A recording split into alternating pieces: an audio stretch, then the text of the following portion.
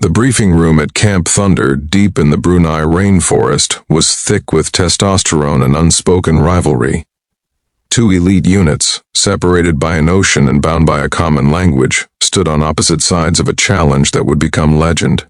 Lieutenant Commander Jake Hawk Morrison led the Navy SEAL team, 6 operators who'd cut their teeth in the Hindu Kush and the deserts of Iraq. Across from them, Captain James Thornton commanded the SAS contingent, 4 seasoned veterans of Sierra Leone, Afghanistan, and covert operations that would never see daylight. 7 days, announced Colonel Richards, the Joint Exercise Coordinator. Same jungle, same objective. Extraction point is 30 kilometers north. First team to reach it wins bragging rights for the next decade. What started as a training exercise would become a cautionary tale about hubris, nature, and the razor-thin line between confidence and recklessness. Day 1, the descent the SEALs hit the jungle like a hammer. Morrison's philosophy was speed and aggression. Shock and awe translated to jungle warfare. They moved fast, covering 8 kilometers before nightfall, barely pausing to assess their surroundings. "We've got this in the bag," said Petty Officer Rodriguez, swatting at mosquitoes the size of hummingbirds. 4 days tops. The SAS approached differently. Thornton had them moving deliberately, reading the jungle rather than fighting it. Sergeant Mac Allister, their survival expert, stopped frequently to identify water sources, edible plants, and potential hazards. "The jungle's not our enemy," Mac reminded them. "It's our training ground. Respect it, and it'll teach us. Fight it, and it'll kill us." By nightfall, the SAS had covered only 4 kilometers, but they'd established a proper camp with overhead cover, elevated sleeping platforms, and a water purification system using bamboo and charcoal. The SEALs, meanwhile, strung hammocks between trees and broke out their MREs, confident in their superior pace. Day 2, the first cracks Morrison woke to find Petty Officer Chen scratching frantically at his arms. Red welts covered his exposed skin. Fire ants had infiltrated his hammock during the night. Within an hour, Chen was running a fever, his lymph nodes swollen from the venom. "Can you move?" Morrison asked. "Yes, sir," Chen lied, his jaw clenched against the pain. They pushed on, but their pace had slowed. The jungle canopy seemed to press down on them, the air so humid it felt like drowning on dry land. By afternoon, they'd lost the trail twice, and Chief Petty Officer Williams had sliced his hand open on a wait-a-while vine, named it because its backward-facing thorns made you wait while you carefully extracted yourself. The SAS, meanwhile, had found a rhythm. They moved in practiced silence, using hand signals perfected over years of operations. When they encountered a swollen river, they didn't force a crossing. Instead, Mac led them 2 kilometers upstream to a natural ford, adding time but eliminating risk. That night, Lance Corporal Davies caught a jungle fowl using a simple snare. They cooked it slowly over a smokeless fire, the protein a welcome boost to their rations. "Americans are probably halfway there by now," joked Corporal Harris, the team medic. Thornton didn't smile. "Maybe. Or maybe they're learning why the jungle owns a 100% mortality rate for those who don't respect it." Day 3, the reckoning Chen couldn't continue. His fever had spiked to 104 degrees, and he was becoming delirious. Morrison faced an impossible choice: split the team to evacuate Chen, or push forward and hope he could recover. "We didn't come here to quit," said Rodriguez. "We can carry him." It was a decision born of pride rather than tactical wisdom. They fashioned a makeshift stretcher and continued. But now 5 men were doing the work of 6, and 1 was dead weight. Their water supplies were running low. They'd been drinking from streams. Without proper purification, banking on their iodine tablets to handle the bacterial load. By afternoon, Rodriguez was vomiting. Then Williams. The Cryptosporidium parasite, common in jungle water sources, had found eager hosts in bodies weakened by exertion and stress. Morrison finally called for extraction on their emergency beacon.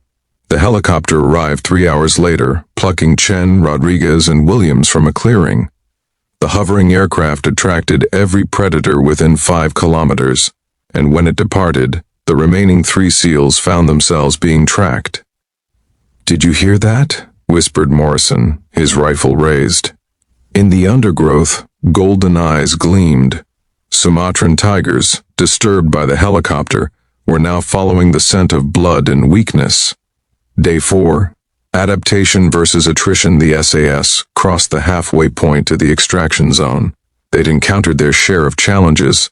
Harris had pulled a 6-inch leech from his inner thigh, and Davies had nearly stepped on a Malayan pit viper. But their measured approach was paying dividends. The key, Mac explained as they purified water using a solar still they'd constructed from a plastic sheet and a collection container, is to be comfortable being uncomfortable. You don't fight the jungle, you become part of it. They'd been eating well, supplementing their rations with palm hearts, bamboo shoots, and protein from insects. Mac had even identified edible fungi growing on rotting logs. Their bodies were adapting rather than breaking down. The remaining SEALs weren't so fortunate. Morrison, Petty Officer Davis, and Seaman Thompson were down to their last rations. They'd been pushing hard to make up time. But the jungle had other plans. Thompson had developed a foot infection from constantly wet boots.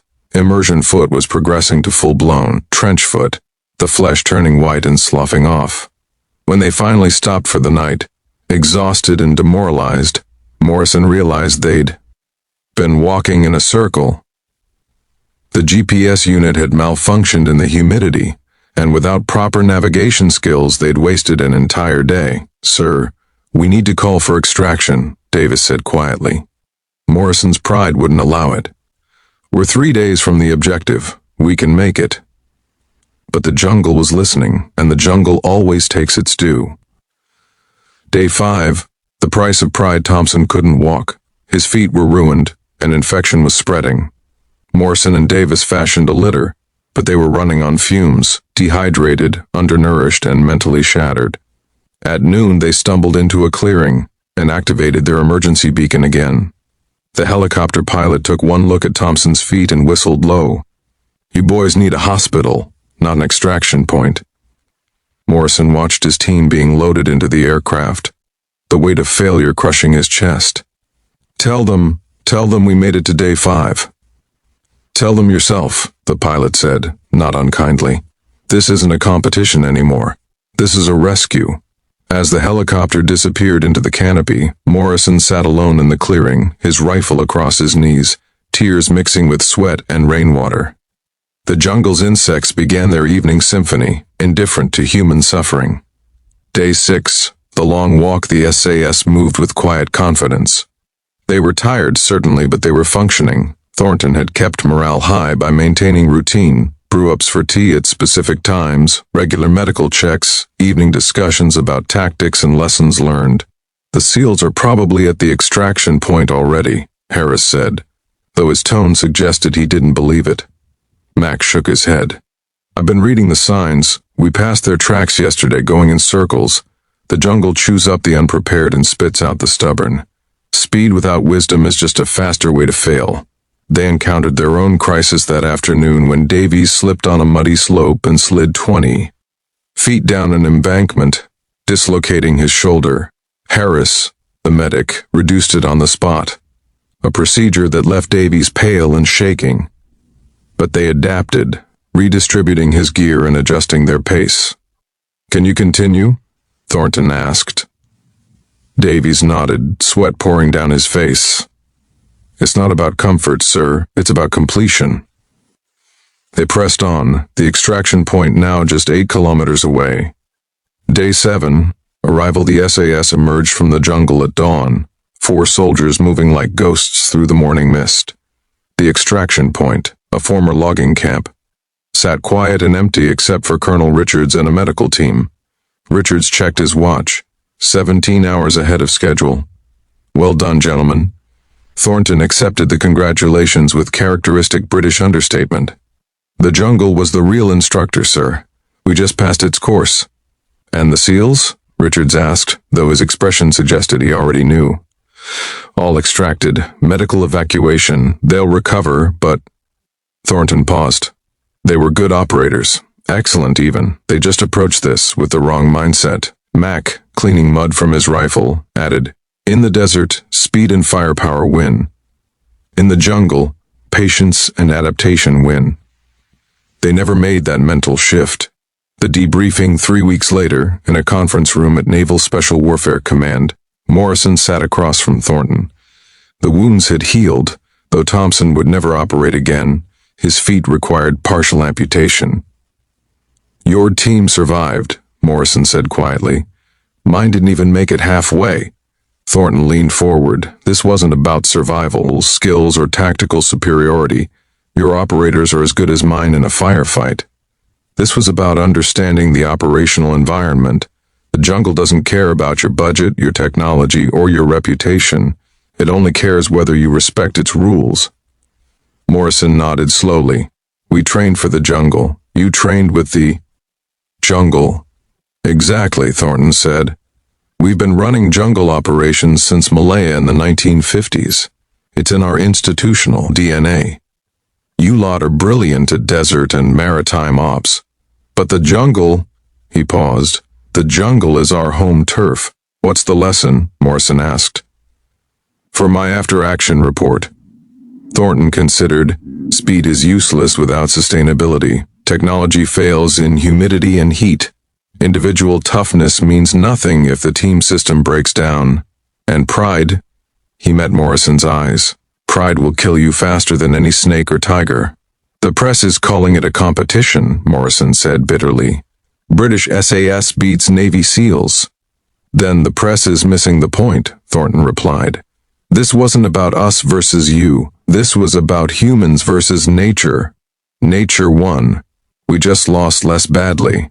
Epilogue. The lessons, the exercise results were classified, but the lessons filtered through the special operations community. Joint training intensified. The SEALs sent their instructors to Brunei to learn from SAS jungle experts.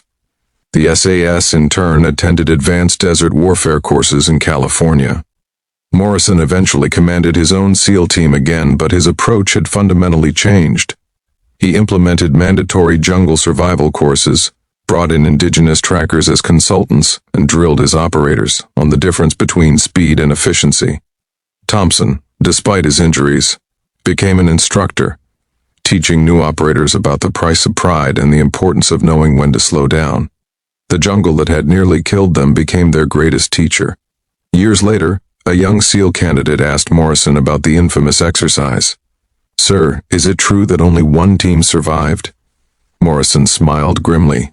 "Both teams survived, son, but only one team completed the mission, and the difference between those two outcomes? That's what I'm here to teach you." He pulled out a water-stained photograph, the SAS team at the extraction point, exhausted but intact. These men didn't win because they were better shooters or faster runners. They won because they understood that in the jungle, the mission isn't to beat your opponent. It's to not let the environment beat you. The jungle doesn't care about flags or unit patches. It only asks one question: are you willing to play by my rules? The British said yes. We said we'd make our own rules. Morrison's expression hardened, and the jungle showed us exactly what it thinks of human arrogance. The lesson, bought with pain and pride, would echo through special operations training for generations. Elite skills mean nothing without elite judgment.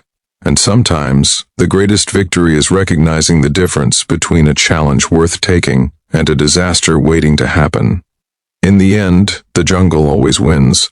The only choice is whether you're wise enough to survive the lesson.